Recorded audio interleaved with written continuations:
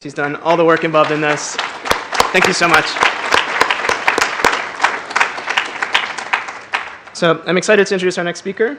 He's spent nearly 2 decades as a software professional in a variety of different roles and industries. Recently, he's been working on cloud technologies, and he currently leads the Case on It team at Heptio. Throughout his career, he's gained firsthand insights into the challenges developers have when they join existing projects and teams. He's joining us today to take us out of the theoretical world of software and into the real world. I just met him this morning. He has no idea, though, how much I've learned from his Twitter about Go, Kubernetes, Docker, and how to say Kubernetes. So please welcome Bryan Liles.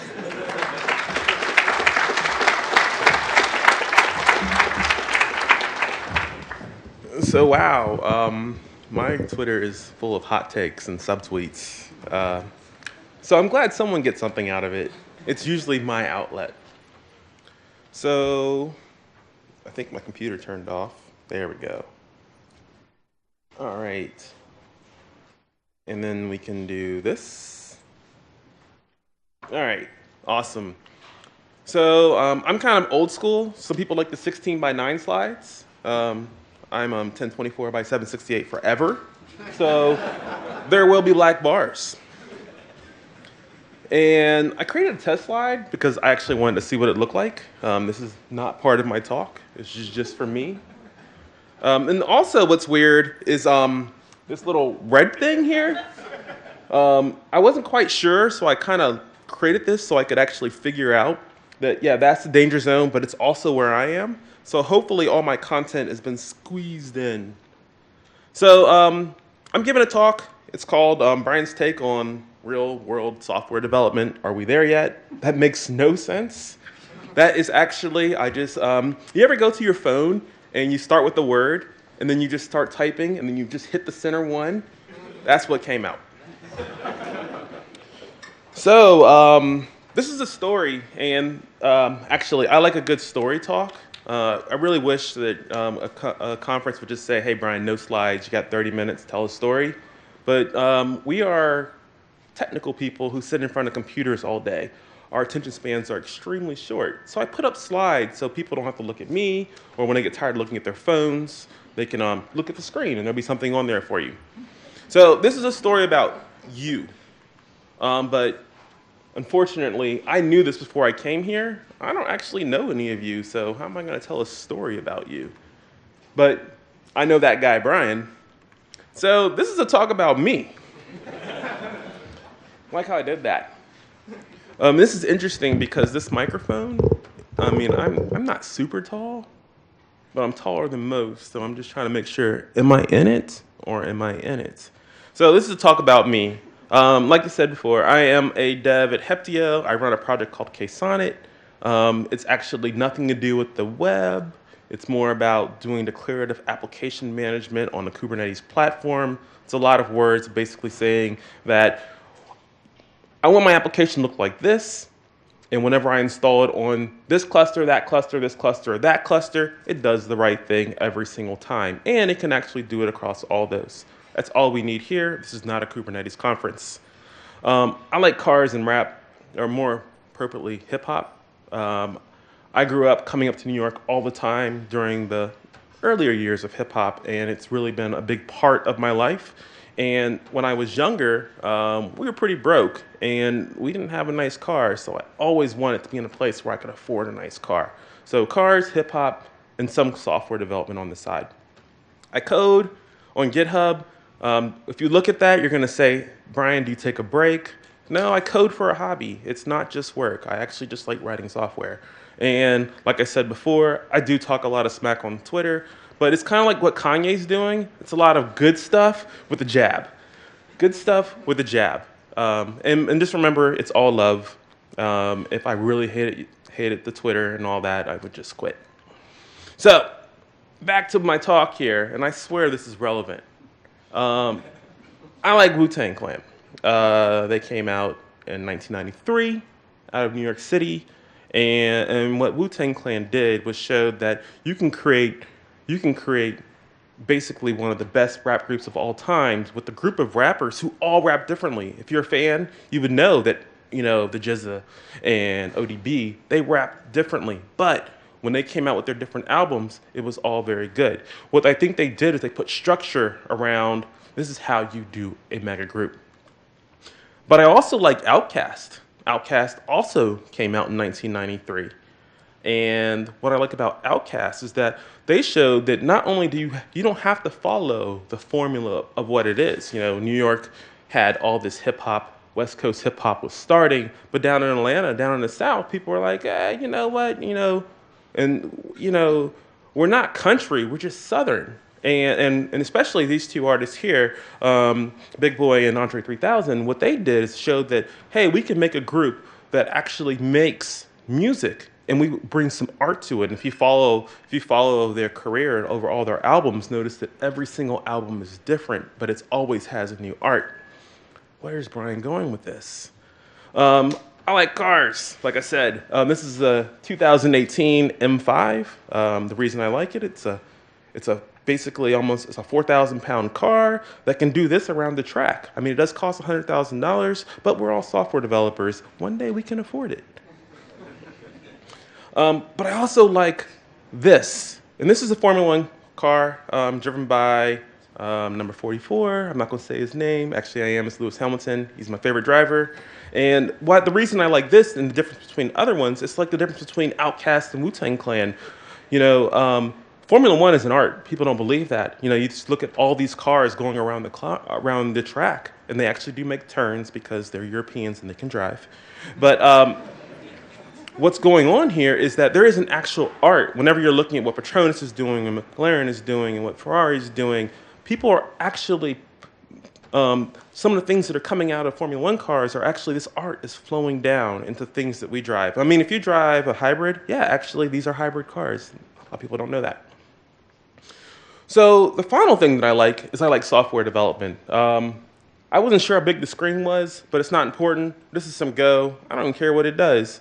I actually just got this off of Twitter. I mean, off of Google, and it's not important. I just like writing software. I don't really care what it does, and I just like writing software. It's therapeutic for me. It's really about just writing software. But here's something else I like. I also like writing software that does nothing.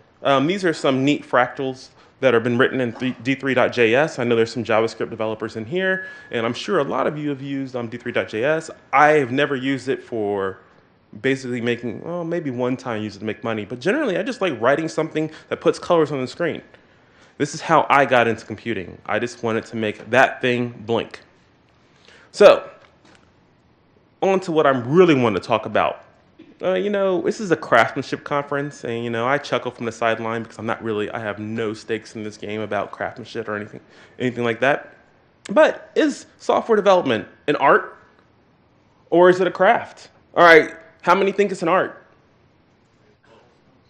In the craft. That's right. Well, I don't know what right is. And if you say that it's both, I mean, we don't know. But I do have an example for you here. Everyone knows what this is.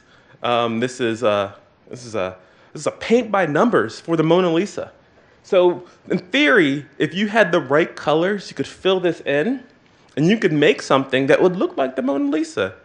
Maybe you could actually take a drawing class where you could actually learn how to draw the Mona Lisa. And this is the neat thing. This is the craft part of programming, where somebody over a long period of time can show you how to do these things. But guess what? We need the art. The artist is the person who actually defined the beauty, the person that said that this is what's possible. So yeah, whenever you say that we do need, that programming is art and craft, yeah, I would agree. I won't say I'm right because someone's going to come behind me and be like, no, you're wrong. And I'm going to say, well, that's my disclaimer. I said, that's what I think. But I really do think, or actually, I do know that we do need the artists. We do need the thinkers. We wouldn't have had things like React. We wouldn't have had things like Ruby on Rails. We wouldn't have had things like Go. Go has a crazy origin story. We wouldn't have had that if we didn't have people who didn't think outside of the box. And if everybody was just going and building computers and slowly ramping their way up, we would be stuck in other languages. We might all be writing COBOL right now. Those of us who have written COBOL are laughing. So, really, this talk is about arts and crafts. And what I plan on doing in this talk is actually going over some things that I've thought about, not going deep, because who wants to see Bryan talk about how I integrated this Bloom filter in this Go program and then actually brought in some Rust to make it faster? No one really wants to see that. And people who do that kind of things, I don't go to those conferences. So, back to talking about me. And this is the theoretical me. I work at Heptio. I didn't take a job at Basco. And when you get that joke, you're going to laugh. I'm not going to explain it. But Basco is revolutionizing the Hello World market. And you have to understand how important the Hello World market is. How many times have you written a Hello World program? And how many languages? It's like the first thing I do. Oh, Hello World. So just to show you that this is Basco's premier product right here. It does run in all the browsers. And everyone has their dream job and where they want to work. And I decided that Basco is doing this better than anybody right now. So I did apply to Basco, and I went through the process. And I'm not going to talk about the interview process. Maybe there was some whiteboarding. Maybe there was not. Maybe there was a take-home assignment. Maybe there was not. Maybe someone asked me to implement a way of basically implementing MapReduce during a 40-minute interview while they were late, and maybe I passed it. Actually, I definitely passed it. But don't do that to people. So I've been hired at this company, and I passed all my background checks. It was pretty dicey, but I did. But new developers. So let's think about this. And this came up in the last talk. New developers, onboarding. What's the first thing that happens whenever you have a first person coming in on the first day? A lot of people go in with these ideas that I'm going to do this, I'm actually going to pay attention to this, and I'm going to pay attention to that. And they're going to say, hey, what should I do? And I would say that that's a thought is wrong. A well-defined team, and I don't care what development methodology you are following, should have a process. When a new developer starts, they run through a checklist. They do, they get walked through how you're using your SCM. Because you're using an SCM, right? You're not just copying files around. And I'm not going to say everyone's using Git. I'm sure everyone here is using Git. Some people might have to use Subversion as well. There's some outliers who are using Mercurial. But you know what? Almost everybody is using it. So if everybody is using it, someone should have written down, this is how you get into our Git repository. We're just going to say we're using Git. The second thing is they shouldn't say, hey, go look through the code. They should say, we have a document on the architecture of our code. And it could be a picture. Someone could have drawn it and scanned it in because that's the level of detail that you need. All you need to do is to say that we do this. And the way that we do these things is we do step 1, step 2, step 3, step 4. It doesn't have to have any code in it. It just has to let the person know who is starting that if they want to know anything about this, they go here. And if they want to know anything about that, they go there. And all you're doing here is you're not explaining it to them. Basically, what you're showing them is two things. The first thing is you're showing them you respect them as a person, that you will actually say that, hey, I know that starting at a new job is hard. I don't care if you start at the bottom or you start at the top. At the bottom or the top. It's reversed when you're on the stage. But you're also saying that we value your time. And here's a secret that I've learned of doing this for over 2 decades. You notice that I don't look like I'm 40-something years old. You know why? Because I don't really care about any of this. When I leave, I just be like, eh. When something bad happens at work, it doesn't really matter. That's how you do it. That's the secret.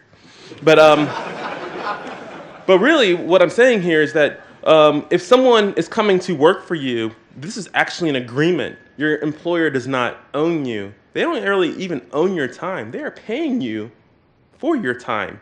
And even they decide that you're not doing a job, or you decide that they are wasting your time, you go away. So all these people saying that, hey, my employer, I'm so thankful for my employer. No, I'm thankful for my employer paying me twice a month, and that's it. That's why you'll never see me on a website for my employer.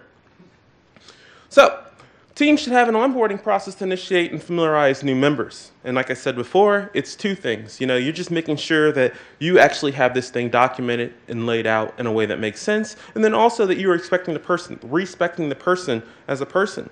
So, you know, I started and they had this checklist. They said, hey, you know, our hello world code is here. Actually, if you look at it, I did write it in Go, so it's like 30 lines long. It's not like if it's in like Ruby or something.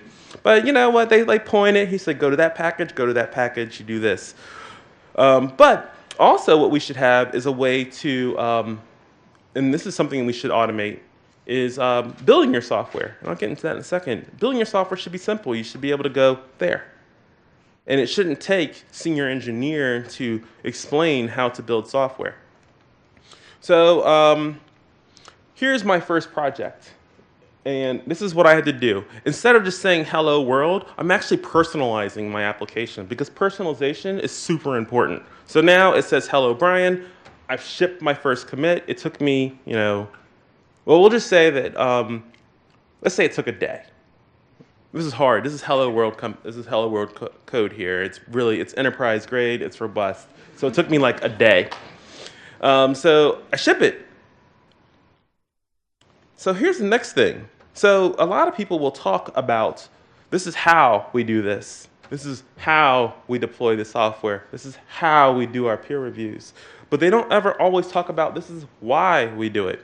So something I'll say to you is that as a developer, whether you're new or you created the crap everyone has to work in, you are basically an archaeologist or historian. I would use Indiana Jones, but after watching his movies as an adult, I kind of realized that he just stole stuff. So pick a better one in your mind, like a better archaeologist that didn't steal things, and use that. And what we're trying to do is figure out, we see how things are today. Like, hey, you know what? That code over there sucks. But really what we're looking for is why that code sucks. And it could be a couple reasons. It could be, hey, you know, we have bad leadership. We have bad tech leadership. Or, hey, guess what? We have a runway. And if we don't ship this in the next year, you know, it's going to run out. So guess what? We're going to actually use some of these tenets of Agile, and we're going to say that we're going to take on tech debt. And we're going to use our tech debt credit card, and we're going to be like, charge it, charge it, charge it, charge it. And then one day, old bill collector, aka reality, is going to come back and say, hey, your bill is due with interest. And we're saying we're okay with that. So it's fine. So we always understand the why. So there are a ton of books on how to get this right. But as I was writing this slide, I almost deleted it. But then I realized I don't read books. So I don't know what they are. I'm sure there are a ton of books on how to get this right. All right, moving on. So the next thing is you've written your first code, and you checked it in, you had it peer reviewed. And here's the next piece that is the scariest thing in the world for me. I recently inherited this project that I'm working on. I did not create it, but I do run it. And I'm actually in a position where I got this project, and it was basically the code that I write is a language that spits out another language, and I have to deal with like the abstract syntax trees in there. So basically, I'm writing code that writes code that spits out code, and that's kind of weird. And then my whole team quit. You know what? Startups, people leave, and what I was left with was this software that I did not write. And I'm pretty competent at the whole writing the software piece, but I couldn't figure out how to ship the website. So let's talk about this. Continuous integration. And at your company, you actually do have a tech lead, and I don't know what they're doing, but this is what they said to you. They basically said, well, it's on Git. We don't really know how production works. We're developers. We have ops people for that. So we put it on there, and then we say that, hey, ops people, we're going to deploy the next release at such and such a date. And that's cool. And you're like, well, I guess so if it works, because you did see Hello World was shipped. So it definitely worked. But at this point, what it's doing is it's not actually empowering the developers. I'm not actually going to get up here and say that developers should be pushing code to production 15 times a day. Because if I'm saying that, I'm actually ignoring the realities of shipping code to production. If you work at some little mom and pop startup, or even if you work at a larger startup or a larger consultancy or whatever, you might be able to ship code a few times a day. But what if you work at a bank? And even if it's something trivial, because of actually one of my old senators, Mr. Sarbanes, he got with this other dude, Oxley, and they created this thing called Sucks. And basically what it says is that you have to write down all the steps for what you're doing, and no one's ever really going to read it. But you have to hire people that will say that they're going to audit you against those steps, and we have to know exactly who pushed what, where, when, why, and how. I don't work at the bank anymore. So well, what it is that what we've done, and this is what we've done to ourselves, is we've taken this whole concept of shipping code to production and we've made it hard. It doesn't have to be hard, and I'll actually in a couple slides, I'll talk about why it does not have to be hard. But really, this slide here, I just put that there because someone actually kind of said that to me when I worked somewhere else. And I'm just like, yeah. All right. So here's the real thing about continuous integration, because I'm sure a lot of you, everyone here has heard of CI/CD. If I were to ask you what CI/CD was, could you tell me? Could you not use the word Jenkins or Circle CI or Concur or Travis or whatever else people are using? Because that's not what it is. That's a tool. You know, you don't, whenever you're hammering a nail in, you hammer the nail in. You don't skill craft that thing in. So, and that's the only brand that I know, so don't come to me afterwards and ask me about more brands. But continuous integration really is, I used to say that it was just about building an asset. Your continuous integration is taking something and you're integrating it into your main line, and generally that might be building, so it might be simple as merging into a master branch if you're using Git. Or it could be actually creating a Docker image if you're using Docker, or let's say if you're in Java land and you're creating a jar error war or something. That's what it is. But before you can do that, you probably should run tests to make sure that it's actually valid, and that's where this whole thing about continuous integration and running tests comes from. But it should also check that your code is fit and valid. And what I mean by that is something like this.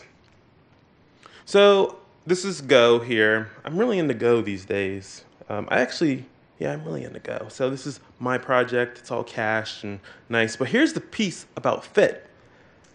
And this is the credit that has been extended to me. So I'm running this meta-linter, and basically what this meta-linter does is it lints everything. And this scrolls on for a while about all the things about how my code isn't working. So we should be testing that our code is valid, it passed tests, but we also should see, like, do we have errors? Should those errors be handled? Are we actually calling variables the right thing? Are we commenting things correctly? Are we shadowing variables? Like, I've declared something here, and below it, I've basically written over it. And I didn't check the value in the meantime. Are we doing something about that? And, in a lot of languages, if you're using Ruby or Python or JavaScript, they don't care. They're like, hey, here's some rope. But in other languages, we do care about these things.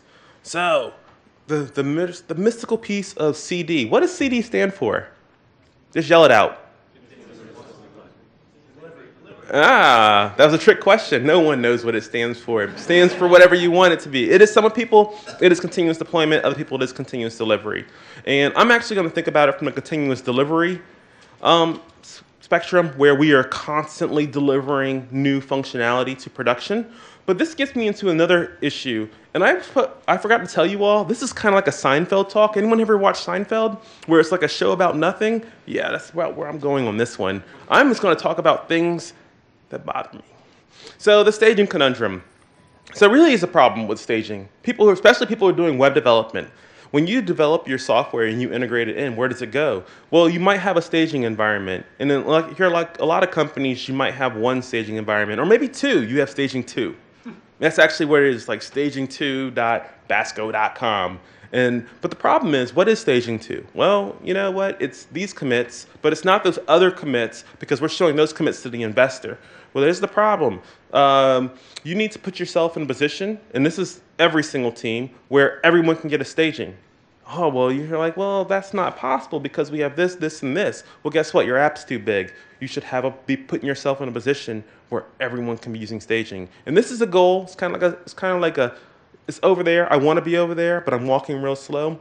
But I'm pointing in that direction, so we're getting it right. I don't think anyone will ever get it exactly right. But this is why I think that things like Kubernetes and actually running things at scale, and actually even looking at things like functions as a service, whether you're using Lambda or Google or Microsoft. This is everyone can run production quality software, and we can see it working, and we don't have to guess, and it doesn't have to fail in production. So here's me. I'm left-handed, and the problem with left-handed people is they don't teach us how to write. So basically, this is my CI/CD pipeline here.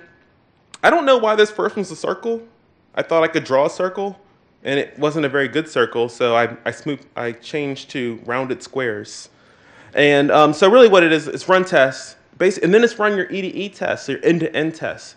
Don't just have unit tests.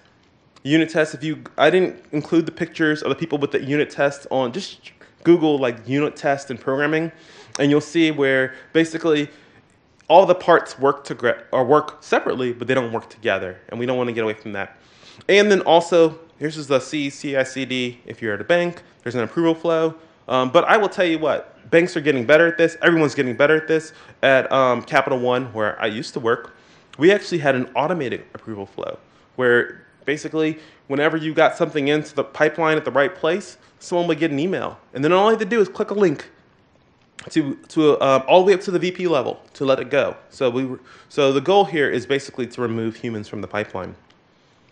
Yeah, back to my Seinfeld ideas. I heard microservices mentioned in the first talk, and you know what? I'm not really pro microservice, but I'll tell you one thing that microservices did get right for our community, for the programming community. It allows us to write smaller software that fits into the whole, rather than writing a monolith that is hard to test, hard to deploy.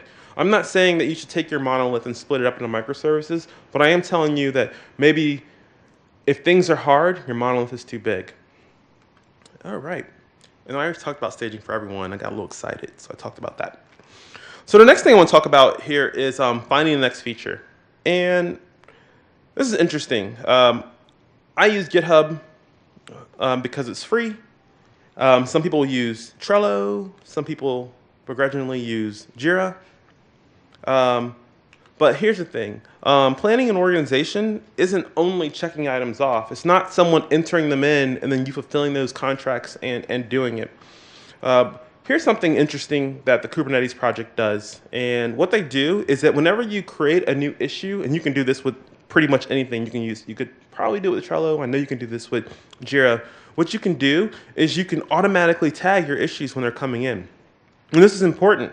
A list coming from your project management team is not, it's not what you're delivering. You're delivering new functionality, and sometimes those are kind of orthogonal to that list that product wants. So really what I'm asking you to do is actually take your list and instead of having them in one direction, expand them out into multiple directions or dimensions. So you can actually have like a 3D list. And you notice here, there's bugs, and there's also who owns it, or like the kind and who owns it.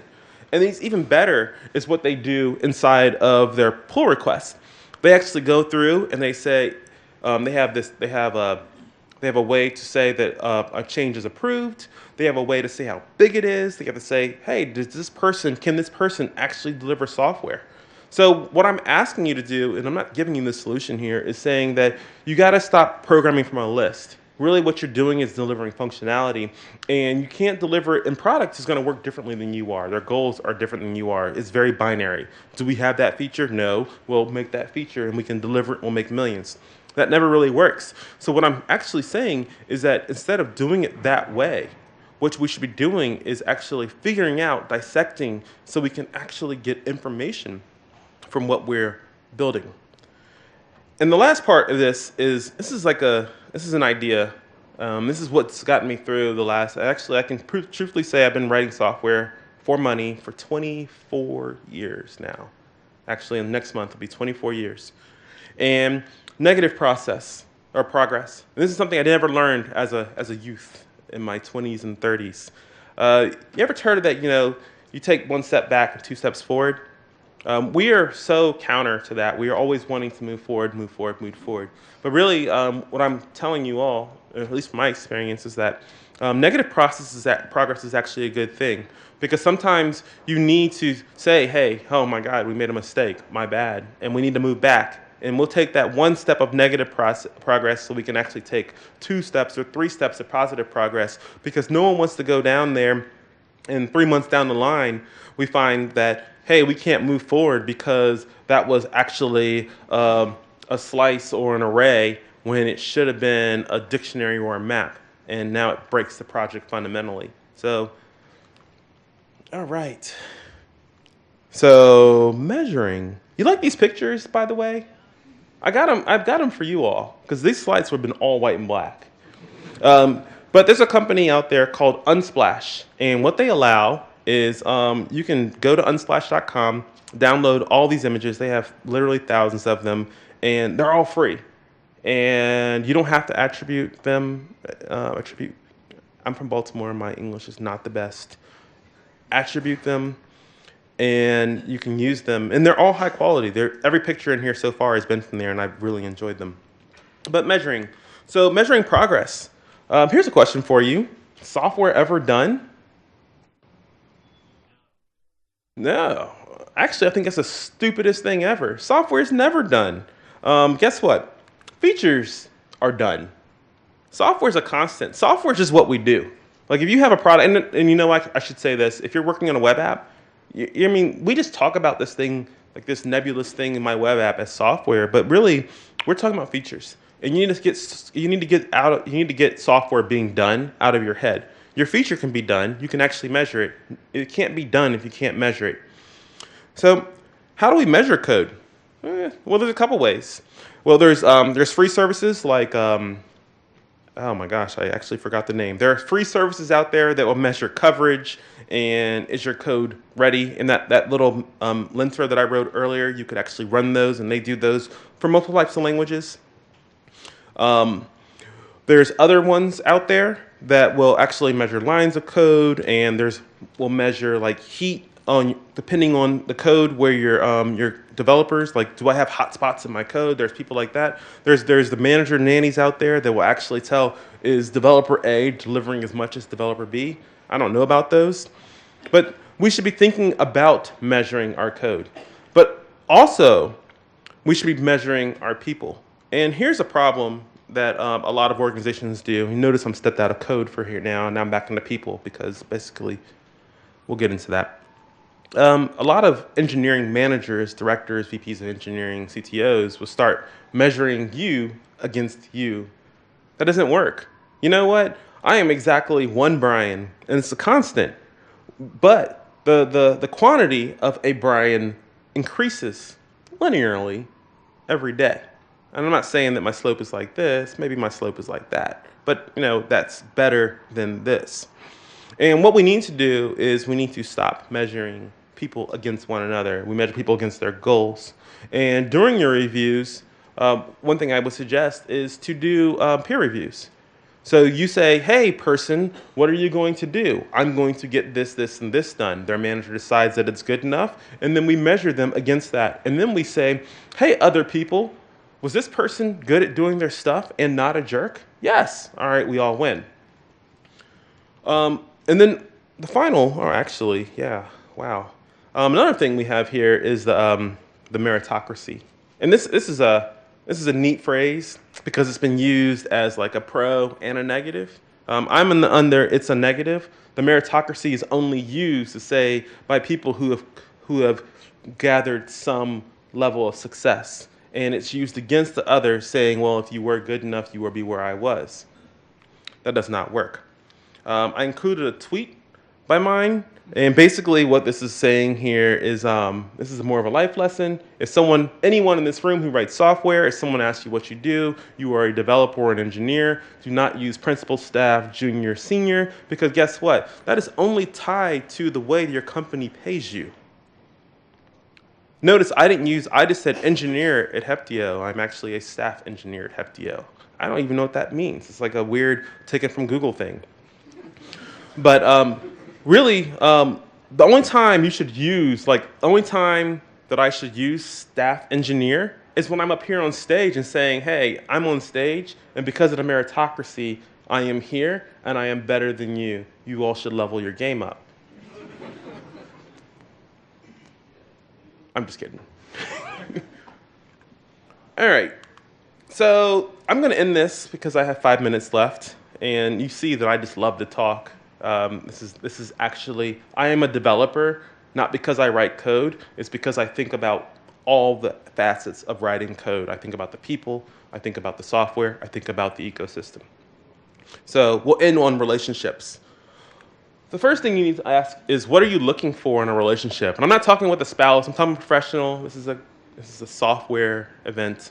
But what are you looking for? Are you looking for a team that will coddle you? Are you looking for a team that will help you grow? Are you looking for a team that will just leave you alone and let you type in the dark until 4 a.m.?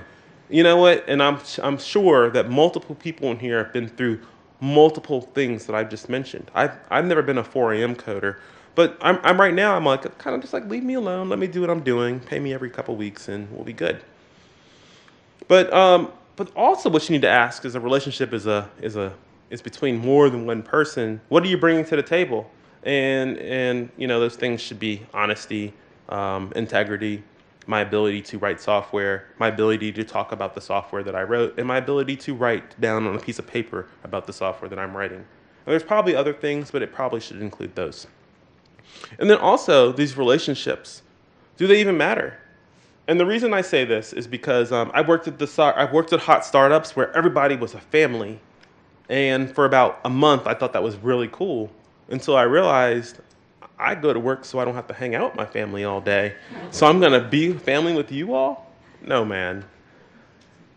My work relationships now are nice and platonic. And I work from home anyway, so I don't have to see these people.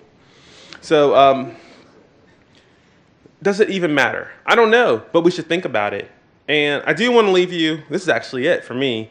This is the last thing I want to leave you is software is about people, and we are just software. And a friend of mine, actually, he created this shirt, and it said that we are people creating software for the betterment of people. And no matter what you're doing, you're probably doing that, whether you're making somebody rich or something else. That's all we're doing. And that's how I look at this art and crafts thing. And thank you for listening to my rant.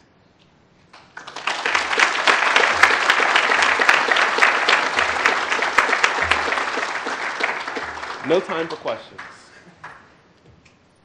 2 minutes. All right. This is my thing on questions. I reserve the right to not answer any question I don't like. And it's not because I don't know the answer. I just might not want to answer it. So we have time for 2 questions. So that was a tip. So if you don't ever want to answer questions at a conference, just say that. And people are like, what? All right, there is one back there. Nobody else asked anything. So what's the last question that you were asked that you did not feel like answering? Oh, it happened. Huh? No, actually, yeah. No, actually, so it's only happened a couple times, and really that's so we should be the change that we want to see. And I've heard of a lot of women up on stage who in this position where they're asked challenging questions that have nothing to do with their talk. That basically is the asker is asserting their dominance over them. So really, that's the reason why I do it. And actually, I like to talk, so I'll probably entertain you. But that's just we should level the playing field, and this is just me helping level the playing field by giving tips to people who might have a more difficult time than I do. So that's why I do that. Any more questions? All right, that's the last one. because I talked for a long time. Thank you for listening. I really do appreciate it. So you talked about the asset being kind of fit for purpose in their continuous deployment side. Mm-hmm. Can you talk about, if we're looking to learn more about what inspired you for this kind of concept of fitness to the asset over the tests and the rest of continuous deployment? Oh, so I mean, I think they're all important. I'm not saying that the test. So what I'm saying is that the fitness and the test and the creation of the assets are the important things. Sometimes we just think about tests. Did my test pass? And that's what I want us to stop doing. I'm not saying that none of them. I actually would say that they're all equally important. Can I follow up? Yes, please. So I guess I know where to go look to learn more about tests. My question is the other aspects of fit for purpose of the asset. Oh. Can you give us a direction of where we can I give you what inspired you to use those terms? All right. So years ago, Pets Not Cattle by Chad Fowler is a good starting point from there. I've done a few talks in the past, probably like 3 years ago at somewhere in Europe. Look at that, and that actually goes into why I think that way. But start with Chad Fowler, Pets Not Cattle, and then we'll move down from there. All right. Well, thank you all. It's break time.